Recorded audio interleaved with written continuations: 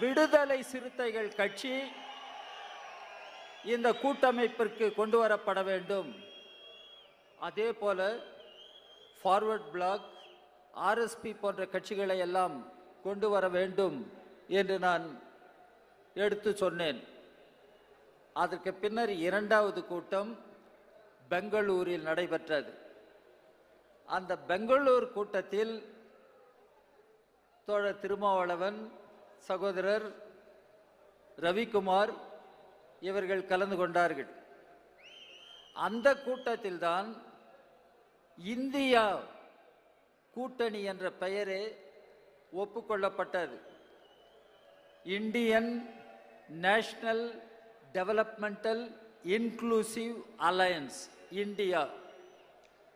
அங்குதான் அந்த பெயர் ஏற்றுக்கொள்ளப்பட்டது, அந்த அமைப்பு உருவானது.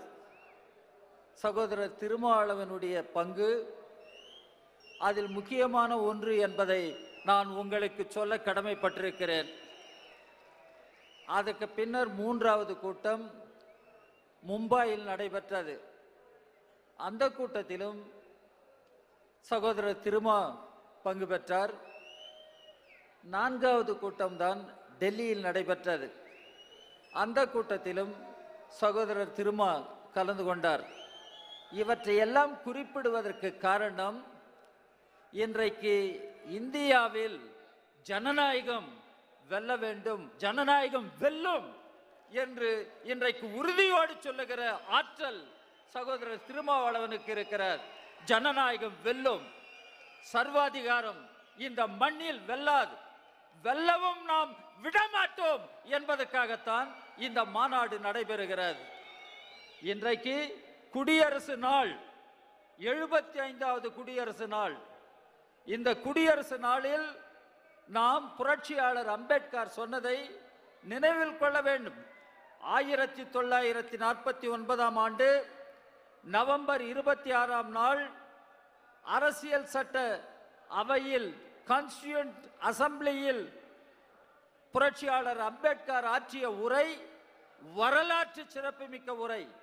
அந்த உரையில் தான் அம்பேத்கர் குறிப்பிட்டார், ஜனவரி 26, 1950 இந்தியா ஒரு புதிய வாழ்க்கையில் அடியெடுத்து வைக்கிறது. India is entering into a new life. அந்த நியூ லைஃப் எப்படிப்பட்டது என்று சொல்லுகிற பொழுதுதான் லைஃப் ஆஃப் கான்ட்ரடிக்ஷன்ஸ் என்று அம்பேத்கர் குறிப்பிட்டார். What are those contradictions? Ambedkar சொன்னார், அரசியலில் நாம் எல்லோரும் சமம் என்று பேசிக் கொண்டிருக்கலாம், எல்லோருக்கும் வாக்குரிமை இருக்கிறது, வயது வந்தவர்களுக்கெல்லாம் ஒவ்வொரு வாக்குக்கும் ஒரே மதிப்பு தான், வேறுபட்ட மதிப்புகள் அல்ல. ஆனால் சமூக வாழ்க்கையில், பொருளாதார வாழ்க்கையில் ஒரு நபருக்கு ஒரு மதிப்பு என்று ஏற்படுவதில்லை. அங்கே ஏற்றத்தாழ்வுகள் இருக்கின்றன, ஜாதியின் பெயரால் ஏற்றத்தாழ்வுகள் இருக்கின்றன, பொருளாதாரத்தில் ஏற்றத்தாழ்வுகள் இருக்கின்றன. இதைதான் அம்பேத்கர் குறிப்பிட்டார். இன்றைக்கு நாம் பேசிக்கொண்டிருக்கலாம், அடானி என்ற பெருமுதலாளிக்கும் ஒரு வாக்குதான், இங்கே நம்முடைய கிராமத்தில் இருக்கிற குப்பனுக்கும் ஒரு வாக்குதான் என்று பேசிக்கொண்டிருக்கலாம். ஆனால் அடானியும் நம்முடைய கிராமத்தில் இருக்கிற குப்பனும் ஒன்றல்ல, அடானியும் நம்முடைய விவசாய தொழிலாளியும் ஒன்றல்ல. இதைதான் அம்பேத்கர் சொன்னார். என்னதான் நாம் அரசியல் சீர்திருத்தங்கள் என்று பேசினாலும், பொருளாதார சீர்திருத்தங்கள் என்று பேசினாலும், நீங்கள் எங்கே போனாலும் உங்கள் வழியிலே ஒரு மான்ஸ்டர் வருகிறது, ஒரு பிசாசு வருகிறது.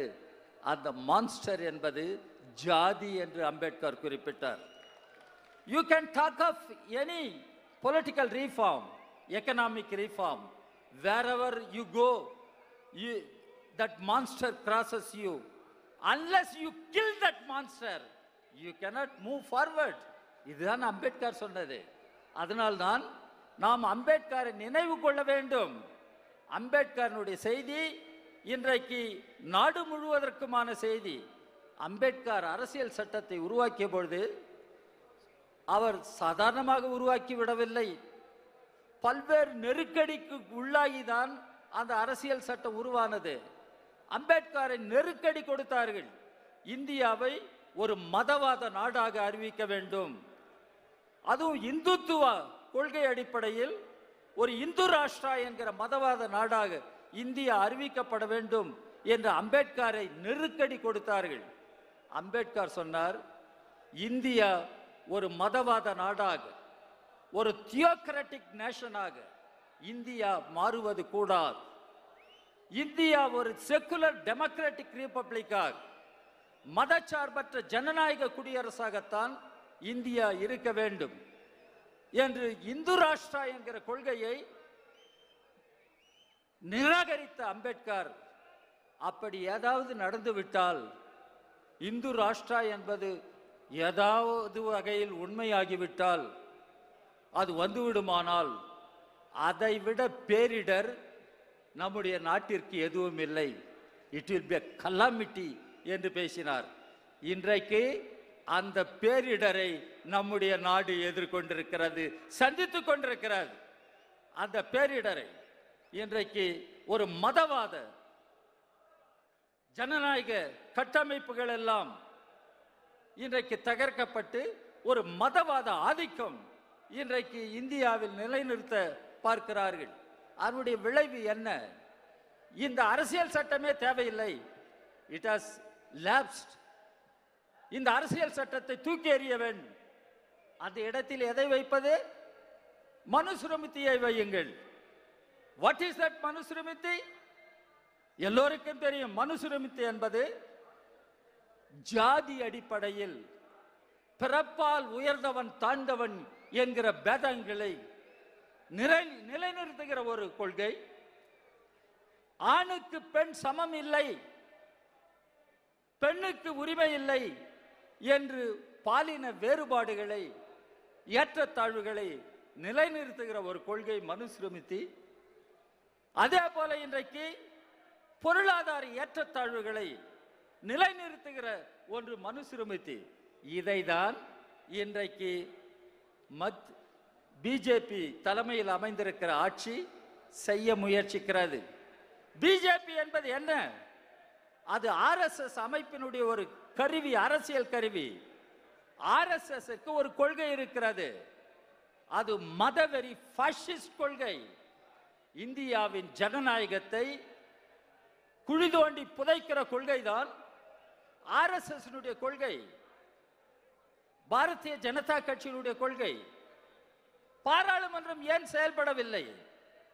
140க்கும் அதிகமான பாராளுமன்ற உறுப்பினர்கள் இன்றைக்கு சஸ்பெண்ட் செய்யப்பட்டிருக்கிறார்கள். Why? பாராளுமன்றம் செயலிழக்குமானால் எங்கே ஜனநாயகம்? எங்கே ஜனநாயகம்? இதைதான் டாக்டர் அம்பேத்கர் கேட்டார். Parliament is supreme in our democracy. ஆனால் அந்த பார்லிமெண்ட் இன்றைக்கு ஏன் செயல்படவில்லை? பார்லிமெண்ட் செயல்பட முடியாமல் போகிறது என்றால் ஜனநாயகம் செத்து போகிறது என்று அர்த்தம். If parliament becomes redundant, democracy dies. இதை நாம் புரிந்து கொள்ள வேண்டும். இதைதான் டாக்டர் அம்பேத்கர், நம்முடைய புரட்சியாளர், நம்மை எல்லாம் எச்சரித்து விட்டு போனார். இதை நீங்கள் தடுத்து நிறுத்த வேண்டும் என்று கேட்டுக்கொண்டார். இன்றைக்கு பாராளுமன்றமே செயலிழந்து போகுமானால் ஜனநாயகத்தை எப்படி காப்பாற்றுவது? எனவே நான் சகோதரர் திருமாவை பாராட்ட கடமைப்பட்டிருக்கிறேன். ஜனநாயகம் வெல்லும். அந்த ஜனநாயகம் வெல்லுமானால் தமிழ்நாட்டில் நடைபெறுகிற தேர்தலில் 40ஐயும் நாம் வெல்வோம் என்ற உறுதியை தமிழ்நாட்டு மக்கள் அளிக்க வேண்டும். பாரதிய ஜனதா கட்சி அதிகாரத்திலிருந்து அகற்றப்பட வேண்டும். பாரதிய ஜனதா கட்சி அதிகாரத்திலிருந்து அகற்றப்பட வேண்டும். பாரதிய ஜனதா கட்சி அதிகாரத்தில் இருக்கிற காலம் முழுவதும் ஜனநாயகம் இருக்காது, மக்களுடைய உரிமைகள் இருக்காது. ஜனநாயகம் என்று சொன்னால் அரசாங்கத்தை கேள்வி கேட்பதற்கு மக்களுக்கு உரிமை வேண்டும். ஜனநாயகம் என்று சொன்னால் அரசாங்கத்தினுடைய கொள்கைகளை விமர்சிப்பதற்கும் ஏற்றுக்கொள்வதற்கும் நிராகரிப்பதற்கும் மக்களுக்கு உரிமை வேண்டும். இந்த அரசியல் சட்ட உரிமைகள் யாரோ கொடுத்தவை அல்ல. நம்முடைய அம்பேத்கர் அவர் கொடுத்த அரசியல் சட்டத்தில் மக்களுக்கு என்ற அடிப்படை உரிமைகள், கான்ஸ்டிடியூஷனல் ரைட்ஸ், டெமோக்ராட்டிக் ரைட்ஸ் இருக்கின்றன. இவற்றை நாம் எப்படி காப்பாற்றப் போகிறோம்? அதான் இன்றைக்கு இருக்கிற கேள்வி. சகோதரர் திருமாவளவன் பேசுகிற பொழுது ஒன்றை குறிப்பிட்டு சொன்னார். எத்தனை பேர் அதனை நீங்கள் செவிமடுத்து கேட்டீர்கள் என்று எனக்கு தெரியாது. இன்றைக்கு இந்தியாவிற்கு ஒரு மாற்று ஆட்சி தேவைப்படுகிறது. இந்தியா கூட்டணி என்பது மதவெறி பாசிஸ்ட் கொள்கைகளை கொண்ட பாரதிய ஜனதா கட்சிக்கு ஒரு மாற்று. அப்படி மாற்றை நாம் உருவாக்குகிற பொழுது நீங்கள் இங்கே வெளியீடுகளை எல்லாம் பார்க்க வேண்டும். ஒரு பக்கத்தில் கார்ல் மார்க்ஸ், அம்பேத்கர், பெரியார். இது ஒரு அடையாளம், இது ஒரு கருத்தை முன்வைக்கிறது. தமிழ்நாட்டில் மார்க்ஸை பின்பற்றுபவர்கள், பெரியாரை பின்பற்றுபவர்கள், அம்பேத்கரை பின்பற்றுபவர்கள் நாம் அனைவரும் ஒன்றுபட்டு களத்தில் நிற்க வேண்டும், கரம் கோர்த்து போராட வேண்டும். தமிழ்நாட்டில் ஜனநாயகம், இந்தியாவில் ஜனநாயகம் என்றால் இந்த மாமேதைகளை பின்பற்றுபவர்கள் எல்லாம் ஒரு களத்தில் நின்று போராட வேண்டும். அதைதான் அவர் இடதுசாரி ஜனநாயக மாற்று ஏற்படுவதற்கு நாம் பாடுபட வேண்டும் என்று குறிப்பிட்டு பேசினார். நான் அதை மிக உன்னிப்பாக கவனித்துக் கொண்டிருந்தேன். இடதுசாரி மதச்சார்பற்ற ஒரு மாற்று தமிழ்நாட்டுக்கு மட்டுமல்ல, இந்தியா முழுவதற்கும் இடதுசாரி மதச்சார்பற்ற மாற்று இன்றைக்கு தேவைப்படுகிறது. அப்போதுதான் நாம் இந்தியாவை காப்பாற்ற முடியும், இந்தியாவை மாற்ற முடியும். சமத்துவம், சுதந்திரம், சகோதரத்துவம், டாக்டர் அம்பேத்கர் குறிப்பிட்டது போல் லிபர்ட்டி, ஈக்குவாலிட்டி அண்ட் ஃப்ரெட்டர்னிட்டி. இதன் அடிப்படையில் மக்கள் எல்லாவற்றையும் பெற்று மக்கள் மகிழ்ச்சியோடு எல்லாரும் எல்லாமும் பெற்று இல்லாமை இல்லாத நிலை ஏற்பட்டு மக்கள் மகிழ்ச்சியோடு வாழ்வதற்கு என்ன செய்வது? டாக்டர் அம்பேத்கரை கேட்டார்கள் கான்ஸ்டிடியூண்ட் அசம்பிளியில், சோஷலிசம் என்ற வார்த்தையை நீங்கள் ஏன் பயன்படுத்தவில்லை என்று கேட்டார்கள். அப்போது அம்பேத்கர் சொன்னார், அரசியல் சட்டத்தில் டைரக்டிவ் பிரின்சிபிள்ஸ் என்று ஒன்று இருக்கிறது, வழிகாட்டு நெறிகள், அரசாங்கத்திற்கு வழிகாட்டு நெறிகள். அவற்றில் நான் சொல்லியிருக்கிற அனைத்துமே சோஷலிசம் தான், சோஷலிசத்தை தான் நான் பேசியிருக்கிறேன் என்று அம்பேத்கர் குறிப்பிட்டிருக்கிறார். இன்றைக்கு இந்தியாவில் என்ன நடைபெறுகிறது? மோடி சொல்லுகிறார் மோடி கேரண்டி, எதை எடுத்தாலும் இது Modi guarantee. What is that Modi guarantee? அடுத்த 3 ஆண்டுகளில் அவர் திரும்பவும் ஆட்சிக்கு வந்தால் உலக அரங்கில் 3வது பெரிய பொருளாதாரமாக இந்தியா மாறிவிடும். 3rd largest economy இந்தியாவாக இருக்கும் என்று பேசுகிறார். Mister Modi, India 3rd largest economy அல்லது 1st largest economy ஆகட்டும், ஆனால் என்னுடைய மக்கள் எப்படி வாழுகிறார்கள்? நம்முடைய மக்களுக்கு கல்வி, மருத்துவம், வீட்டு வசதிகள், வேலை வாய்ப்புகள், அவர்களுக்கு உணவு, இவை அனைத்தும் இன்றைக்கு உறுதி செய்யப்பட்டிருக்கின்றனவா? ஏன் நடைபெறவில்லை? மிஸ்டர் மோடி இன்றைக்கு எல்லோருக்குமான அரசு, எல்லோருக்குமான சட்ட திட்டங்கள், சப்கா சாத் சப்கா விகாஸ் என்று எதை பேசினாலும் மோடி இன்றைக்கு சாதாரண மக்களுக்கான ஆட்சியை நடத்தவில்லை. மோடி இன்றைக்கு அடானி, அம்பானி போன்ற பெருமுதலாளிகளுக்கான ஆட்சியை தான் நடத்துகிறார். அதனால்தான் பிஜேபி என்பது ஒரு பக்கத்தில் மதவாத ஆட்சியை நிலைநிறுத்த பார்க்கிறது. மதவாத அடிப்படையில் அரசியல் கொள்கைகளை உருவாக்க பார்க்கிறது. இன்னொரு பக்கத்தில் பகிரங்கமாக பெருமுதலாளிகளையும் கார்ப்பரேட் நிறுவனங்களையும் பிஜேபி அரசு இன்றைக்கு ஆதரித்து வருகிறது. இந்த சூழலில்தான் பாரதிய ஜனதா கட்சியை அதிகாரத்திலிருந்து அகற்ற வேண்டும்.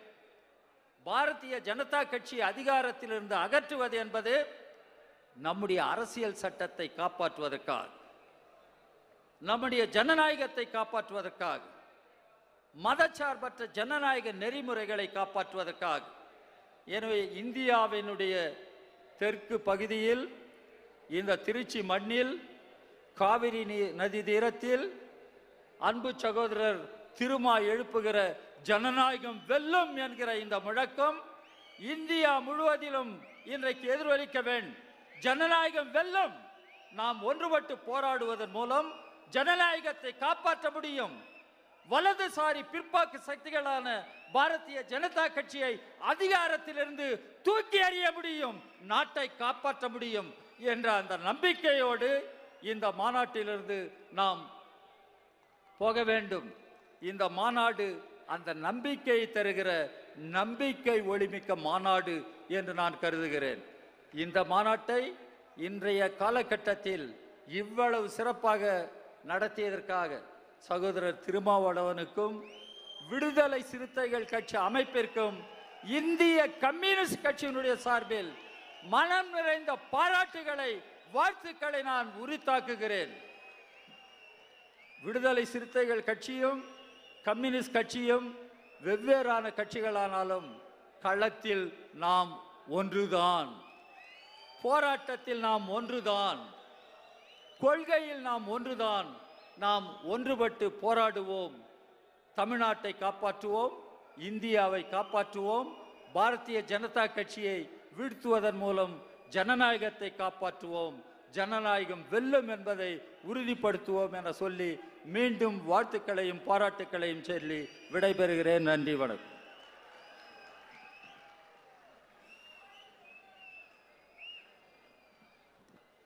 நன்றி திருமிகு டி. ராஜா. அடுத்ததாக